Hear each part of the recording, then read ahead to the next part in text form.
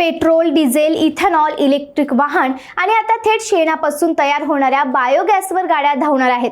भारताच्या इंधन क्षेत्रात हा मोठा बदल घडवून आणण्यासाठी केंद्रीय मंत्री नितीन गडकरी गेल्या अनेक वर्षांपासून सातत्याने प्रयत्न करत आहेत। देशाचं कच्च्या तेलावरील अवलंबित्व कमी करून स्वदेशी आणि पर्यावरणपूरक इंधनाचा वापर वाढवण्यावर त्यांचा भर आहे।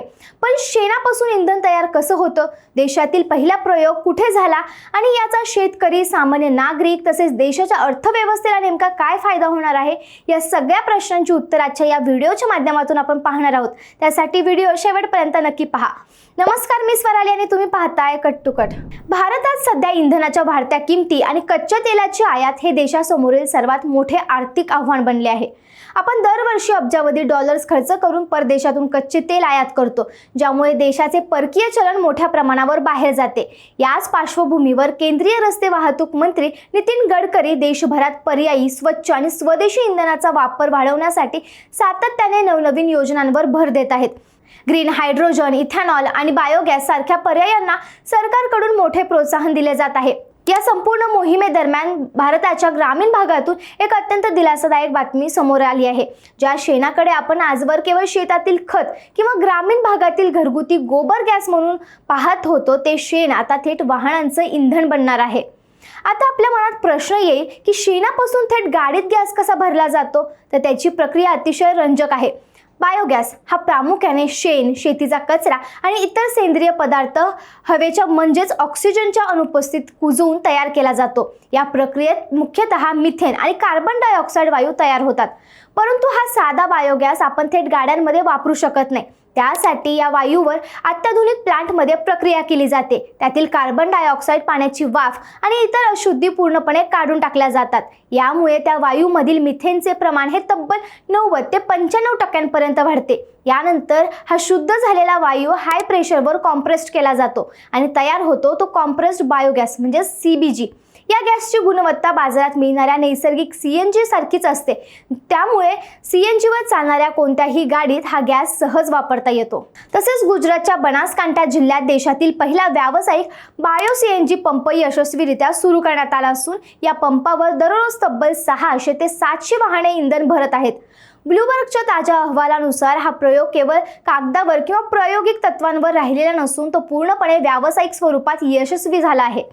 हा ऐतिहासिक प्रकल्प ऑटोमोबाईल क्षेत्रातील दिग्गज कंपनी मारुती सुझुकी आणि दुग्ध व्यवसायातील नामवंत बनास डेअरी यांनी संयुक्तपणे उभारला आहे।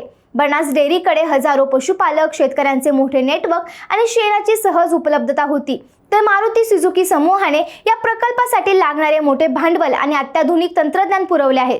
कॉर्पोरेट क्षेत्रातील अत्याधुनिक तंत्रज्ञान आणि सहकारी क्षेत्रातील तळागाळातील नेटवर्क एकत्र आल्यास देशात किती मोठा सकारात्मक बदल घडू शकतो, याचा हा प्रकल्प एक उत्तम उदाहरण ठरला आहे। या प्रकल्पाची कार्यपद्धती आणि गणित समजून घेतल्यास याचं महत्त्व अधिक स्पष्ट होतं।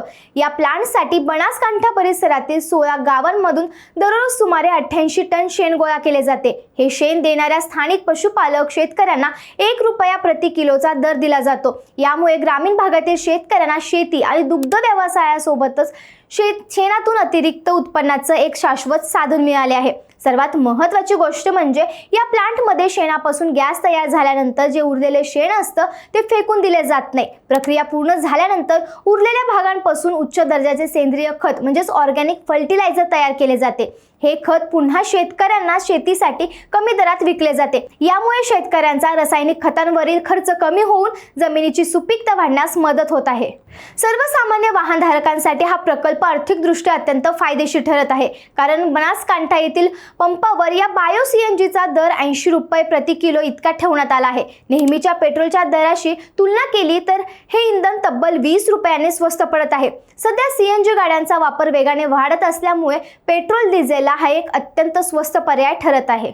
हा एकच प्रकल्प नाही, तर यामागे सरकारची मोठी रणनीती आहे। केंद्र सरकारने देशातील या ऊर्जेच्या संभाव्यतेला ओळखून 2018 मध्ये sustainable alternative towards affordable transportation नावाची विशेष योजना सुरू केली होती। या योजनेचा मुख्य उद्देश देशभरात कॉम्प्रेस्ड बायोगॅसचे उत्पादन वाढवणे, नवीन बायोगॅस प्रकल्प उभारणे आणि वाहनांसाठी स्वस्त व स्वच्छ स्वदेशी इंधन उपलब्ध करून देणे हा आहे।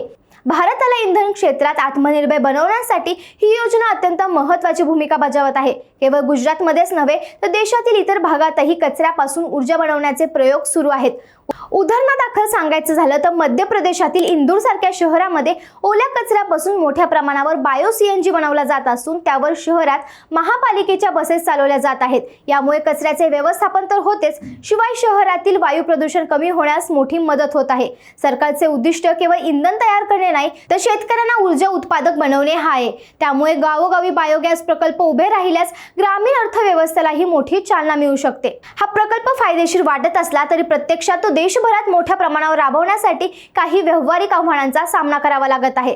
तज्ज्ञांच्या मते केवळ गॅस तयार करणे पुरेसे नसते, तर ग्रामीण भागातून दररोज हजारो टन शेण गोळा करणं, त्याची प्लांटपर्यंत वाहतूक करणं आणि तयार झालेला गॅस पाईपलाईनद्वारे किंवा पाईपलाईन नसलेल्या भागातून मुख्य बाजारापर्यंत किंवा शहरांपर्यंत पोहोचवणं हे अत्यंत खर्चिक आणि कष्टाचं काम आहे. हा प्रकल्प पूर्णपणे नफ्यात येण्यासाठी आणखी किमान 3 वर्ष लागतील असा अंदाज वर्तवण्यात आला आहे. थोडक्यात काय तर ज्या शेणाकडे आपण आजवर केवळ कचरा म्हणून पाहत होतो तेच आता भारताच्या ऊर्जा क्रांतीचं इंधन बनत आहे. जर असे प्रकल्प देशभर उभे राहिले तर शेतकऱ्यांचे उत्पन्न वाढेल, प्रदूषण कमी होईल आणि भारताची इंधन आयातही मोठ्या प्रमाणावर घटू शकते. वेस्ट टू वेल्थ ही संकल्पना प्रत्यक्षात उतरवणारे हे पाऊल भारताला ऊर्जा क्षेत्रात आत्मनिर्भर बनवू शकते. तुम्हाला काय वाटतं, महाराष्ट्रातील प्रत्येक जिल्ह्यात असे बायोगॅस प्रकल्प सुरू व्हायला हवेत का? आणि शेणापासून इंधन तयार करण्याची ही संकल्पना भारताचं भवितव्य बदलू शकते का? तुमचं मत आम्हाला कमेंट्समध्ये नक्की सांगा आणि अशाच माहितीपूर्ण व्हिडिओसाठी कट टू कटला सबस्क्राईब करायला विसरू नका.